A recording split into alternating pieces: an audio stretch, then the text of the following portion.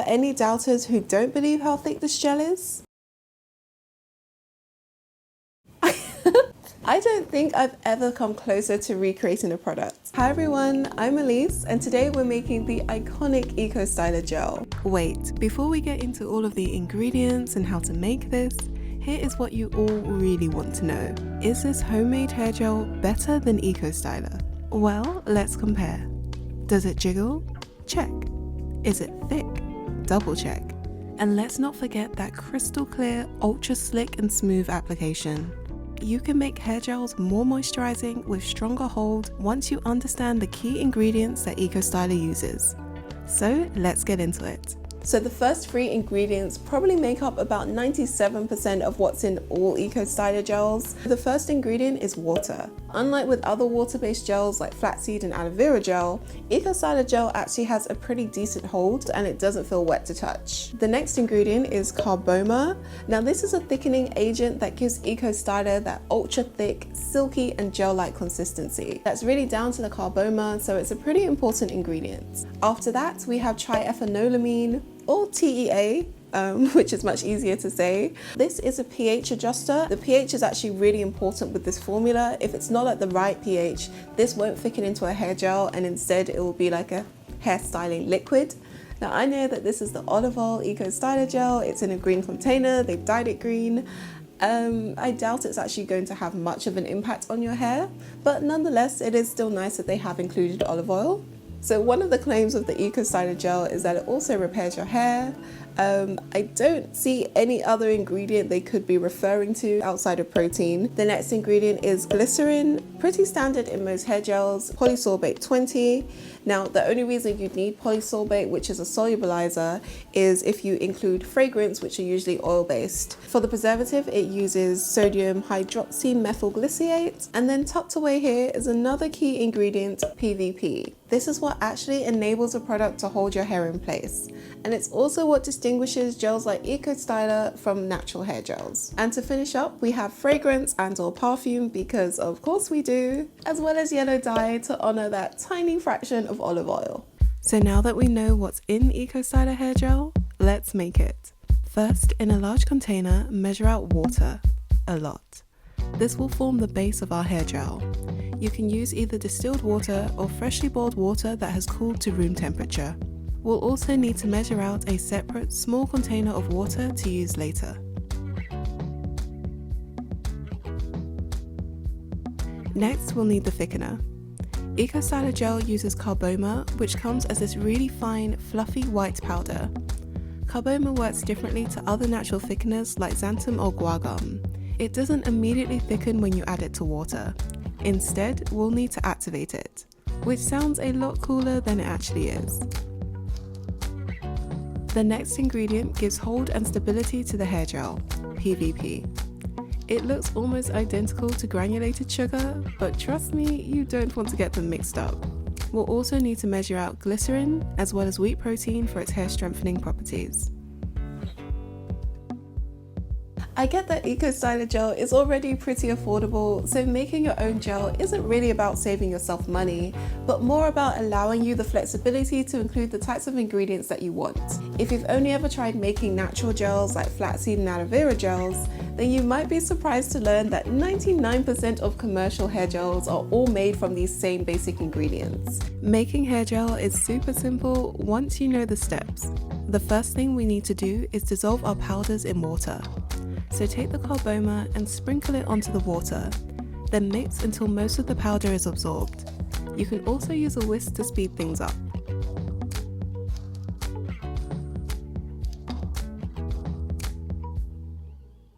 Once it's dissolved, the water will slightly thicken and have a similar texture to a certain fat water toner, spoilers for my next tutorial, but in order to get that classic hair gel consistency, we need to fully activate the carboma. For the PVP, follow the same steps.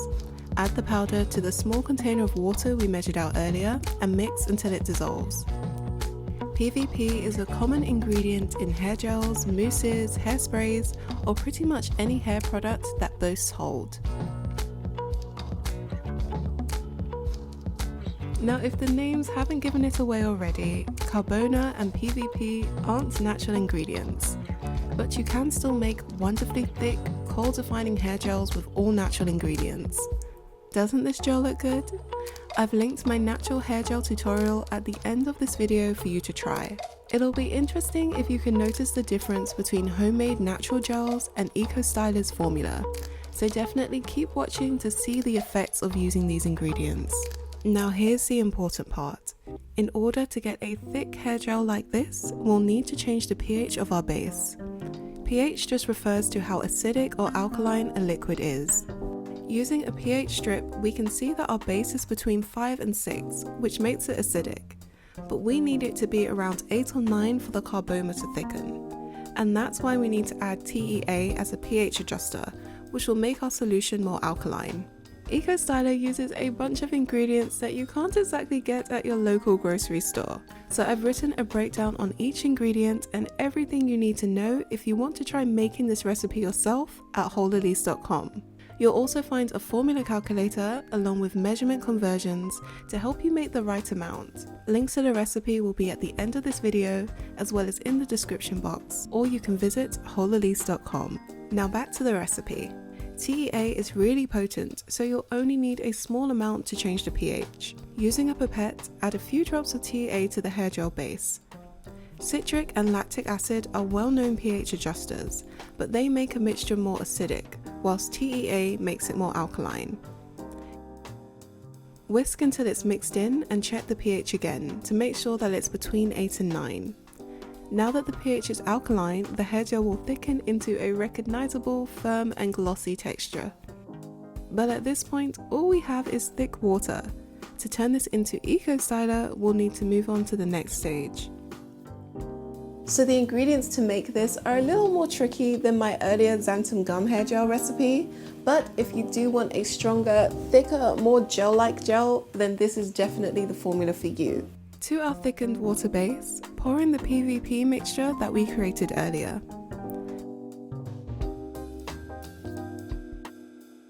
Next, pour in the glycerin as well as the protein. You'll notice that instead of diluting the gel, the base will actually absorb the liquid that we add. To ensure that your DIY STYLER lives a long and healthy life, add in your preservative of choice. This will allow your gel to last between 3 and 6 months. I'm using the natural preservative Eco. Mix in thoroughly until all the liquid is absorbed.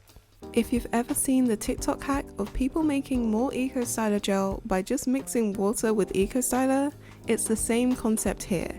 The carboma will continue to thicken any additional liquid added to the hair gel as long as the pH is at the right value. Just taking a small amount and rubbing it between my fingers.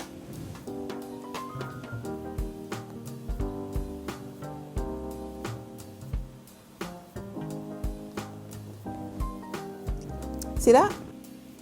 That's how good this gel is. Find yourself a hefty tub and then pour in as satisfyingly as possible your homemade STYLER gel. This is identical to STYLER gel in pretty much every way. So if you like STYLER gel, or you've always wondered how to make these types of hair gels at home, then hopefully this tutorial has been helpful to you. As always, you can find the full recipes on my website WholeElise.com and subscribe for even more hair and skincare tutorials.